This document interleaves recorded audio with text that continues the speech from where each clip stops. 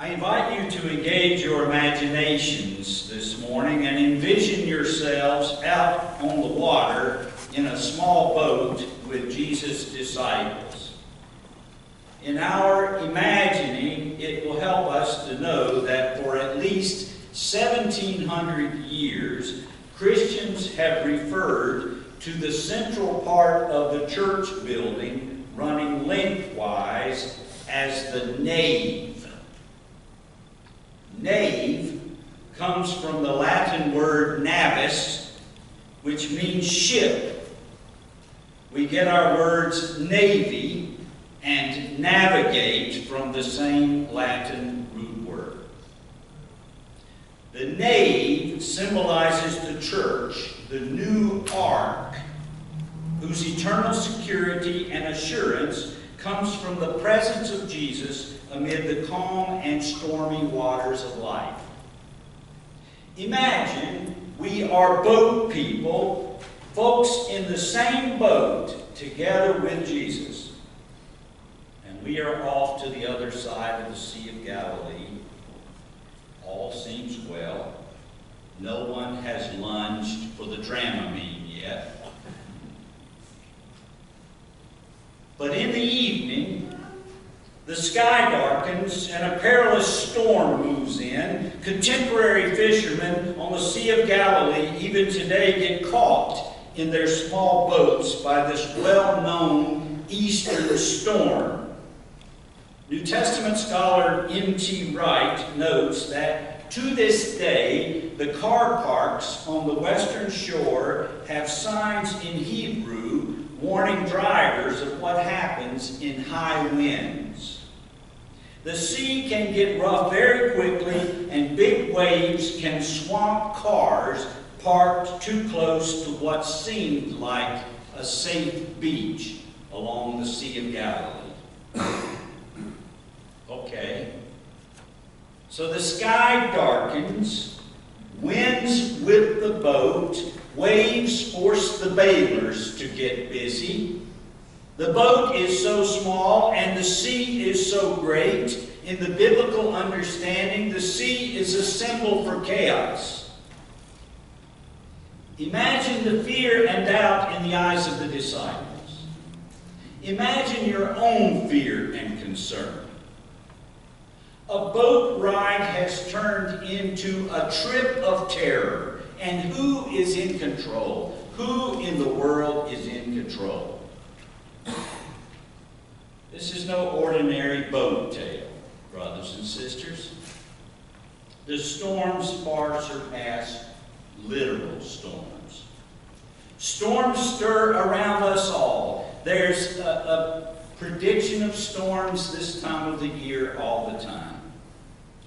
Our journey through life has similar waves of unbelief, fear, and fright, and anxiety. Where or who is the skipper at the helm when storms rage in your mind as you seek a treatment plan for your mother afflicted with Alzheimer's and not the same old mom anymore? Where or who is the skipper at the helm when you work hard day in and day out to hold on to a job like a sailor hanging on to the mast of the ship? Where or who is the skipper at the helm when the boat rocks as you get a flashback of being abused and demeaned as a child? Where or who is the skipper at the helm during the raging national debate over immigration and the integration of families in that whole conversation? Where or who is the skipper at the helm when your disturbance is the lack of any storm, any passion, any creative tension, any sense that your life makes any positive waves at all? In our journeys, do we not, with the disciples, cry out, "Teacher, do you not care? Are you stuffed with earwax? Are you powerless? Are you asleep?"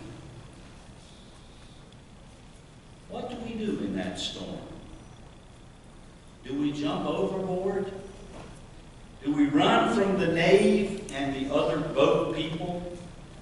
Do we swim for another boat, another religious system, or community that makes better sense to us?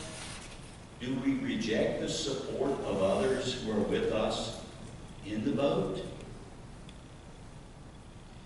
The disturbing forces of evil are roused and real around us. But Jesus is so confident of God's presence and power that he can fall asleep on a pillow. But the Lord's naps are not too long. The skipper will not let the church nor its people sink into the depths of fear and despair. Jesus responds to the unruly wind and waves as he responds to the raving and raging demons in Mark. Shut up! Be still. And the wind dies down, and a calm settles across the blue sheen of the water. Disciples are filled with utter amazement. Who is this? Even the wind and waves obey him. Jesus is at the helm. The great skipper is in charge of the boat and the environment. Two artists once competed with each other to see which one could do the best job of depicting Christ's promise of peace. The first artist painted the picture of a great lake way up on a snow-peaked mountain. Not a breeze blew, not a sparrow flew, not a ripple disturbed the quiet, cool lake. The second artist drew a picture of a roaring waterfall, a tree hung out into the violent spray, and in the crotch of the limb of that tree perched a tiny mother sparrow, protecting her young with feathered wings in the nest. Swallowing hard, the first artist conceded the genius for the second's portrayal of Christ's promise of peace in the midst of the waterfall. So how do we live into this promise of Christ's peaceful presence asserted in the midst of the storm? For Christ is truly present in our boat, the nave, right here this morning. In Christ we find the courageous word to face the calm and the storm. We do not discover the peace of Christ in a world of make-believe, nor in individualistic retreat, nor in the coziness of our own creation. Christ comes to us with genuine peace right where life's snags, snares, and storms blow into us, and he cries, "Peace, be still." And simple trust takes the skipper at his word. Brothers and sisters, Christ is with us in the wind and in the wave. Who else is there to say? We are boat people still.